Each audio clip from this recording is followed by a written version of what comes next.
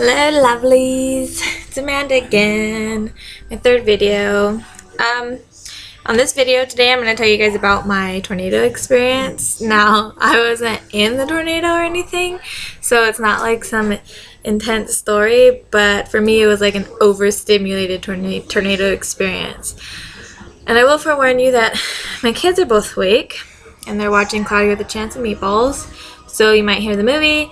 You might hear them, but that's part of me. I'm always around them, so I'm not always going to be able to do video by myself. So they might be here, you might hear them. You might have to, give them a little momitude, but okay. Okay, so let me just start off by saying, everybody knows the sound of like that siren, the tornado siren or whatever. Well, let's just say since I was going to be like around 7-8 years old, since then, I have been terrified of that sound. If I hear it in a movie, if I hear it in a song, it doesn't matter. Anytime I hear it, it creeps me out, and it just really gives me like this really like scared feeling. I don't like it. Well, I'll paint the picture for you for today, or the day that it happened. It was a really nice day outside. It was beautiful. I had the kids out on the balcony playing, cleaning, same old type of stuff. And Scott was home. That's my husband. He was home, so we were just spending time together.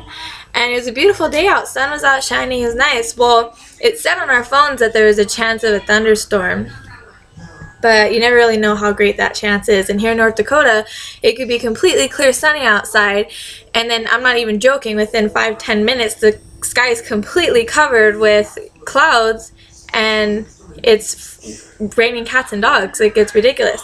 Well, so we knew that there was a chance of thunderstorms, but it's nothing we haven't dealt with before. There's always been thunderstorms since we've been out here or whatever. Well, I'm sitting on the balcony and I tell the girls, okay guys, it's time to go inside, because I see like clouds are starting to come in, and they're coming pretty fast, so I know it's going to start raining in a little while. Let's get them inside. So I get them in the house, and they're just watching a movie. Scott was on the computer, I think, and I just kept looking out the window, and I know it sounds weird, but I just had this like bad feeling in my stomach, like something wasn't right. And I know that sounds crazy, but really I felt like something was weird. And I stood there on the balcony watching these clouds roll in, and I have never ever seen anything like it. I mean, these clouds were, sorry, my neighbor's sawing something. I don't know if you guys can hear that, but he's out there doing something. These clouds are rolling in, and they're like these big, like just extremely dark clouds. And I mean, I've seen storm clouds roll in before. I've watched storms roll in, so it wasn't anything new, but this was like weird. They were so dark. And not only that, but you could just hear like this rumbling sound from it. It was so like deep and like almost like a constant thunder type sound. Just constant, just dragging it out, like it was really creepy. And you could just see this intense lightning coming from it, and I was like, something's not right about these clouds, like something's not right. So I had my cell phone out and I was recording it, and just because I felt like something was off about them, I knew there was, I knew it. So I was telling Scott, there's going to be a tornado, and there hasn't been a tornado since 1950 that's touched down here in Watford City, North Dakota. There's not been a tornado since 1950, and I told him there's going to be a tornado. I know there's going to be a tornado. I have watched enough storm chasers to know that, hey, you know what, this is not right, there's going to be a freaking tornado. So I keep telling him that, and he knows I'm paranoid about everything, so he's all, okay, Amanda, yeah, there's going to be a tornado, okay. And I was like, there is. I'm like, stop laughing at me. I'm being serious. Something's not right. So I want to say, from the time I stood on the balcony and told him, like, come look at these clouds, something's not right, it's going to be a tornado, he's like, I want to say there was like maybe 10 minutes. Then the whole sky is covered in these really dark clouds, and it starts raining, like intense rain. It was flooding, and I'm not joking. The rain gutters, the ones that like are super long and the water comes out that way, it was pouring like if someone like broke like a pipe or something. everywhere. The parking lot is starting to flood. There's like a little pond over here. It was like double the size within 5 minutes. 5 minutes. Well, then I'm looking over the direction I'm facing now out my window, and there's kind of like a hill behind us, and I see these clouds rotating, and I see them, and I'm like, babe, look at these clouds rotating. And I was FaceTiming my mom, and he's like, there's nothing wrong with the clouds, man. They're fine. They're fine. And I was like, no, if you actually stare, you can see that these clouds are coming this way and these clouds are coming this way. They're rotating. Well, he's like, no, no, no. Well, all of a sudden, I decided I'm going to look up warning signs for tornadoes on my cell phone. So I start looking up all the warning signs. Well, here's number 1, high winds. It's ridiculously windy. Very dark clouds, which was very dark clouds. And they said it would have like a rumbling sound, almost like a constant like thunder, which is what it was. Well, then next it says extreme rain or flooding and hail. Okay, right after I read the word hail, not even a minute gap between the time I read the word, it started hailing golf ball size hail. I had never seen it before. It was the craziest thing. There's some guy running from around the garages with like a lid on his head trying to, oh my god, there's hail hitting me, and it was so funny. So we were just watching. We were actually watching at the time to see if it was going to break someone's windshield, because they were big and they were coming down hard. I mean, it got to the point, it was going for like maybe 5 minutes, 6 minutes of these golf ball size hail hitting our windows, and Scott was like, okay, we need to make sure we're out of the bedroom, away from the windows, because it was hitting with such force that you thought it's gonna break, like the windows are gonna shatter. So we're standing there watching. Well, finally it starts to slow down a little bit. Scott's like, I'm gonna go run downstairs and grab a piece of hail to like take a picture and show your mom and stuff. Well, so he gets it, and well, there it is. Golf ball size hail, like this big, not soft like mushy type snowball, like it was like hard piece of ice, just like this big, and it was cold as heck. Anyways, the kids are playing with it afterwards. But then I'm like, these clouds are dropping lower and lower and lower. Well, then the hill's blocking, so I cannot see the bottom of it. I can't see, you know, if that's a tornado or what. Well, it turns out what I was looking at, I'm pretty positive it was a tornado. It just didn't touch ground. The actual tornado that would happen was right off to the left of me. Yeah, the left of me. So if I would have been on my balcony and turned like this, I would have seen the tornado. But I was inside the house, obviously, because I didn't want to get pelted by golf ball size hail. Well, I'm telling him, babe, something's not right. Babe, something's not right. I'm really nervous right now. He's like, you're fine. You're just always paranoid. There's not going to be a tornado, Amanda. Oh, well, guess what happens? Our freaking cell phones go off. Tornado warning, take shelter now. And I'm like, oh my god. I was like, this is my biggest fear coming true. I mean, I'm scared of a lot of things, obviously. I've said that many times, and I'll say it again. I am scared of a lot of things. But if there's 2 things that I'm like deathly afraid of, besides being drowned, 2 things would have to be freaking tornadoes and that siren. And here's my biggest fear happening. I didn't know what to do. First of all, we're on the top floor of an apartment. We're on the 3rd floor. We're on the top floor, and I'm like, dude, if this tornado comes and hits our apartment buildings, we're just gonna get sucked right out, and then what happens? Like, we're screwed, we're dead. And the first thing that just pops in my head is my kids. Like, we are not safe. What do I do about my kids?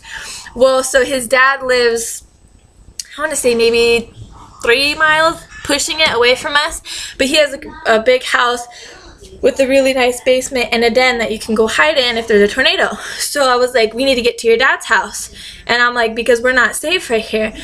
And we don't know anybody in the apartments to be like, hey, let us in, let us, you know, take shelter in your apartment or whatever. So he's like, he just looked at me like, holy crap, you're right. Like, I was talking crap this whole time, and you were right. Well, imagine that. I told you. I told him. I told you I knew there's going to be a tornado.